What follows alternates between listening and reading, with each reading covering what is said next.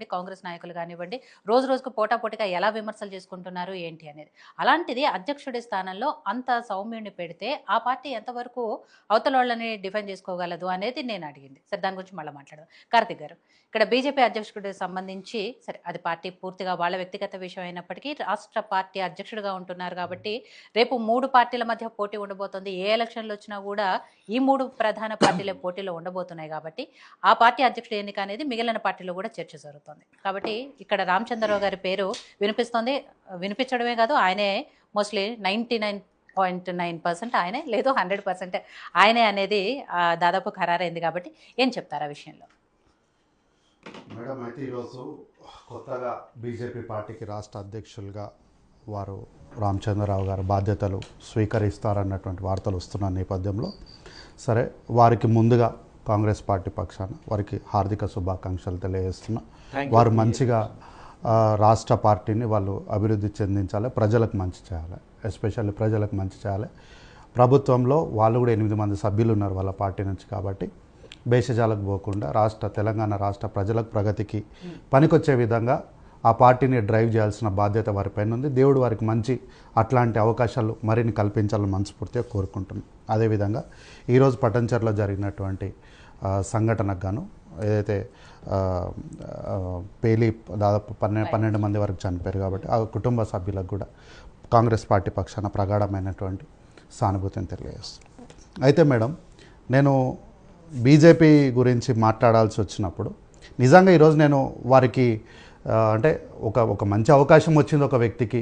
సరే, వాళ్ళ పార్టీ అంతర్గతమైనటువంటి విషయం మనకు అనవసరము. ఏదైనా సరే మనం కోరుకోవాల్సింది ఏంటి, ప్రజలకు మంచి జరగాలి, ప్రజలకు మంచి చేయండి అని మాత్రమే కోరుకోవాలని నేను అంతవరకే నేను అనుకున్నా. కానీ అన్నగారు మాట్లాడుకుంటే అనవసరమైన విషయాలు తెరలేపారు. ఈ విషయాన్ని రాష్ట్ర అసెంబ్లీలోనే ఆ వ్యాఖ్యల్ని రికార్డులకు వెళ్ళి తొలగించారు. రాష్ట్ర అసెంబ్లీలోనే అధికారికంగా ఆ వ్యాఖ్యల తాలూకు టైంని కానీ ఆ వ్యాఖ్యల్ని కానీ రికార్డులకు వెళ్ళి తొలగించారు. 50 లక్షలు ఇచ్చిర్రు, 50 కోట్లు ఇచ్చిర్రు, 50 రూపాయలు ఇచ్చిర్రు, ఇట్లాంటి వ్యాఖ్యల్ని రాష్ట్ర అసెంబ్లీలో అధికారికంగా వాళ్ళు తొలగించినాక మీరేందండి మాట్లాడేది? ఈరోజు రాజీనామా చేసిన రాజాసింగ్ గారి గురించి చెప్పండి. ఎందుకు రాజీనామా చేసిండు ఆయన? కొన్ని నెలల క్రితం ఏం చెప్పిండు? కొంతమంది వ్యక్తులు పర్టికులర్గా చెప్పిండు, ఆ వ్యాఖ్య చెప్పిండు, ఆయన ఆ పదం చెప్పిండు. నేను చెప్పను ఆ పదము, మీకు కావాలంటే వినిపిస్తా. వాళ్ళతోనే నేను కలిసి పనిచేయనని చెప్పిండు. ఈరోజు మీరు అవకాశం ఇచ్చినా ఎవరో మీరు చెప్పండి. ఇక అట్లాంటి వ్యక్తులతోనే పనిచేయడం నాకు ఇష్టం లేదు, నేను చెయ్యను అని ఆయన కరాఖండిగా చెప్పి ఆయన శాసనసభ్యుడిగా ఉండి రాజీనామా తీసి మొక్క మీద రాజీనామాను కొట్టి బయటకు వచ్చిండు. ఈరోజు మళ్ళీ మీరు ఏం మాట్లాడుతున్నారు? కాబట్టి ఏంటంటే అనవసరం మీరే మాట్లాడండి అన్న. మరి అలా మీరు మీరు ఎందుకు ఎత్తారు అసలు? ఎత్తాల్సిన అవసరమే ఉంది మీకు. రాష్ట్ర శాసనసభలో అధికారికంగా దాన్ని రికార్డులకు వెళ్ళి తొలగించినప్పుడు అసలు ఆ పదాల గురించి మీకేం ప్రామాణికం ఉంది? రుజువు చేస్తారా మీరు? రుజువు చేస్తారా మీరు? కొంచెం మనస్సాక్షి ఉండాలి మాట్లాడడానికి. రికార్డ్స్ నుంచే తొలగించినప్పుడు ఇంకా బయట మాట్లాడాల్సిన అవసరం ఏముంది? అది మీరు రుజువు చేస్తారా? ఆయన అన్నమాట సైలెంట్ ఎందుకు కూర్చున్నాం? పనిలోకి కూర్చున్నాం మేమిద్దరం ఎందుకు కూర్చున్నాం? పనిలోకి కూర్చున్నామా? ఆయన మాట్లాడే మధ్యలో చేత మాకు ఆయన అభ్యంతరం ఎక్కడ వచ్చింది? ఏంది అభ్యంతరం? ఆయన అన్నప్పుడు నేను అభ్యంతరం పెట్టలేనా? రాజీనామాని ముఖం మీద కొట్టిండు మేడం, తీసి ఇచ్చి కొట్టిండు. ఆయన మాట్లాడినప్పుడు నేను మధ్యలో మాట్లాడలేనా? మాట్లాడడానికి ఆయన కన్నా గట్టిగా అరవాలేనా? ఆయన 50 లక్షల నుంచి నేను మధ్యలో ఎందుకు మాట్లాడాలి? దాని సంస్కారం అంటే 50 లక్షల కోట్లు అనుకోండి సార్, 50 లక్షల కోట్లు మధ్యలో మాట్లాడుతున్న సంస్కారం నీ పార్టీ నేర్పలే, నాకు నా పార్టీ నేర్పింది. నేను మౌనంగా కూర్చున్నా. నీకు సంస్కారం లేదు, నీ పార్టీకి సంస్కారం లేదు, నీ పార్టీకి ఏం లేదు అసలు. కాబట్టి ఈరోజు రాజీనామా చేస్తూ వారు కొన్ని వ్యాఖ్యలు చేశారు. ఆ వ్యాఖ్యలు మీరు ఎందుకు ఖండిస్తలేరు? తప్పు కాదని ఏంది? ఈరోజు మీరు రామచంద్రరావు గారికి ఏంది ఇచ్చారు? మీ పశ్చాపదాలు ఇంట్లో రోట్లేస్తారు. ఇప్పుడు మీరన్న మాటకే వద్దాం. రాజాసింగ్ గారు రాజీనామా చేసి ముఖం మీద కొట్టినట్టు. అవును, ఇదే పిసిసి అధ్యక్షుడు గారు రేవంత్ రెడ్డి గారు అయినప్పుడు రాజగోపాల్ రెడ్డి గారు కూడా వ్యతిరేకించి పార్టీ నుంచి బయటకు వచ్చి రాజీనామా చేశారు కదా. అవును, చేశారు. అప్పుడు ఆయన ముఖాన్ని కొట్టే బయటకు వచ్చారు. కొట్టే వచ్చారు మేడం, మరి ఎట్లా తీసుకున్నారు? బరాబర్ మీ కొట్టే పార్టీలోకి వచ్చారు, ఎట్లా తీసుకున్నారు? కొట్టే వచ్చారు. వాళ్ళ తర్వాత ఎందుకు కొట్టిరో మాకు వివరణ ఇచ్చారు. కొట్టిన దాన్ని వెనక్కి తీసుకున్నారు కాబట్టి పార్టీ అవకాశం ఇచ్చింది. మీరు ఒప్పుకోండి, కొట్టిరని ఒప్పుకోండి. మీరు ఒప్పుకోవడానికి ధైర్యం ఉండాలి మేడం, ఒప్పుకోనికే ధైర్యం ఉండాలి. బాటకు ముందు అబద్ధాలు చెప్తే పక్షాబద్ధాలని రోడ్ల ఉన్న పచ్చడి మాటలు ఇచ్చేది చెప్పొద్దు. ఈరోజు ప్రధానంగా వార్త చక్కెర కొడుతుంది. ఇది ఏంది? ఇది బ్రేకింగ్ న్యూస్. తెలంగాణ బీజేపీలో చక్రం తిప్పిన చంద్రబాబు నాయుడికి అత్యంత సన్నిహితుడైన ఎన్ రామచంద్రరావును తెలంగాణ బీజేపీ అధ్యక్షుడిగా ఖరారు చేసిన అధిష్టానం. ఈటల రాజేందర్కు అధ్యక్ష పదవి రాకుండా చెక్ పెట్టిన బీజేపీ సీనియర్ నాయకులు రామచంద్రరావును నామినేషన్ వేయాలని ఆదేశించిన అధిష్టానం. ఇది అన్ని వార్తలలో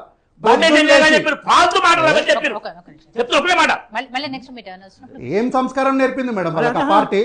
సంస్కారం లేదా పార్టీకి? అసలు చర్చలో ఒకరు మాట్లాడుతున్నారు, మధ్యలో మాట్లాడచ్చు. ఎవరు అబద్ధాలు మాట్లాడతారండి?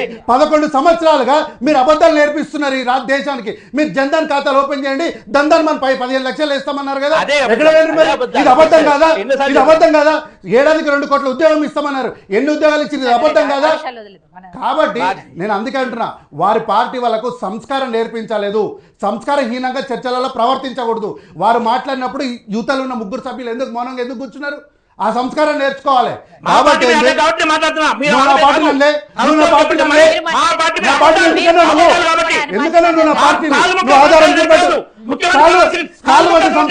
వీళ్ళతోనే ఉంది. బండి సంజయ్ గారు చేసింది గదే పని, మా పార్టీలు ఎవరు చేయలే. మీ పార్టీలో ఉన్నటువంటి ఈటల రాజేంద్ర గారు, మా నాయకుడు రేవంత్ రెడ్డి గారు ఒక మాట అంటే తడిగుడ్డలతో పారిపోయిండు.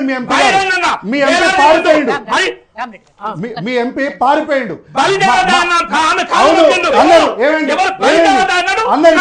కట్టుబడి ఉన్నాం, ఇప్పుడు కూడా మాట కట్టుబడి ఉన్నాము.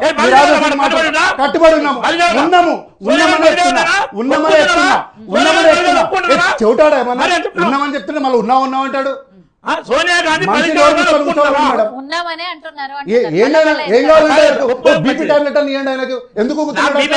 ఎందుకట్లా ఊతున్నాడు? ఆయన పార్టీ గురించి మాట్లాడినా ఎందుకు మౌనంగా వచ్చినా? సంస్కారం లేదని చెప్తుంటే కూడా ఎందుకు సంస్కారహీనంగా ఎందుకు ప్రవర్తిస్తున్నాడు? లేదంటే బీపీ టాబ్లెట్ తెచ్చేయండి, కూర్చుంటాడు, ఓ ఛాయ్ ఇవ్వండి అమ్మాయి నాకు.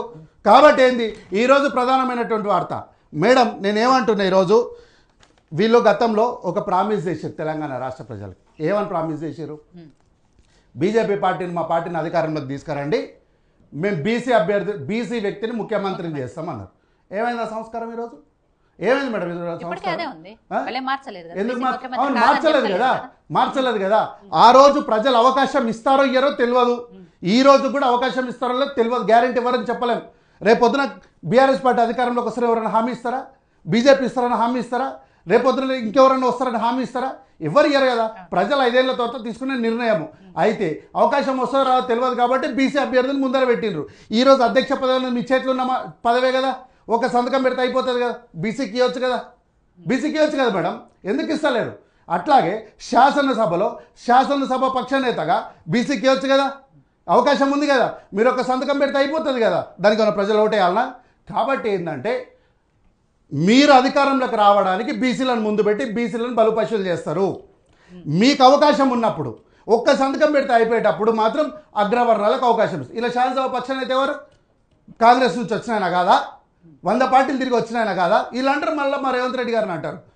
వీళ్ళ శాసనసభ పక్షాన్ని అయితే పీఆర్పీలో లేకుండే, కాంగ్రెస్లో లేకుండే, ఆయన 100 పార్టీలు తిరిగి రాలేదా? ఏముంది? లేకపోతే ఏం చేయాలి మరి?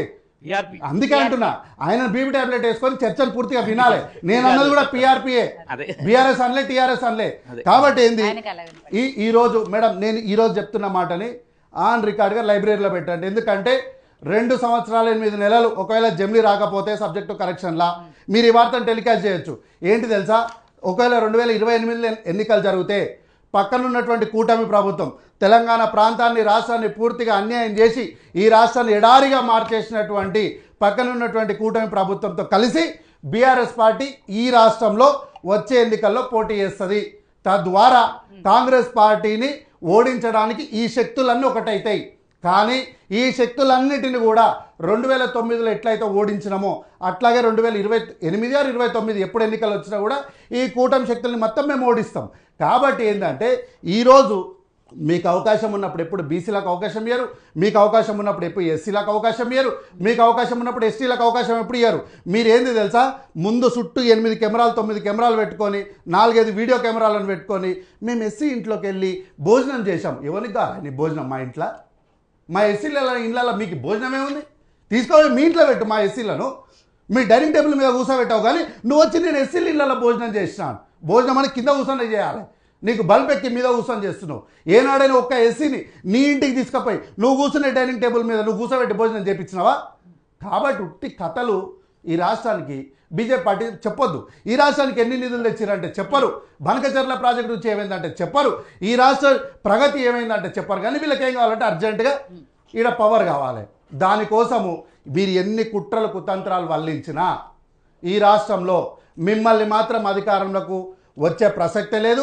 మీరు మీ సోదరుడు, మీ ఆత్మీయ బంధువు అయినటువంటి బీఆర్ఎస్ పార్టీని కూడా మీతో పాటు పూర్తిగా నట్టేట్లో ముంచేయడం ఖాయం. ప్రజలే ముంచేస్తారు మిమ్మల్ని. రామూర్తి గారు, బీజేపీకి సంబంధించి రామచంద్రరావు గారు ఎన్నిక కాబోతున్నారు రాష్ట్ర అధ్యక్షుడిగా అనే విషయంలో బీఆర్ఎస్ పార్టీ వర్షన్ ఏంటి? ఎందుకంటే గతంలో బీజేపీకి సంబంధించి రాష్ట్ర అధ్యక్షుడిగా ఎవరు ఎన్నికైనా కూడా దాని వెనక బీఆర్ఎస్ ఉంది, కేసీఆర్ గారు ఉన్నారు. కేసీఆర్ గారు ఎవరికి చెప్తే వాళ్ళకే అధ్యక్ష పదవి ఇస్తుంది బీజేపీ అనేది మొదటి నుంచి కూడా కాంగ్రెస్ పార్టీ చేస్తున్న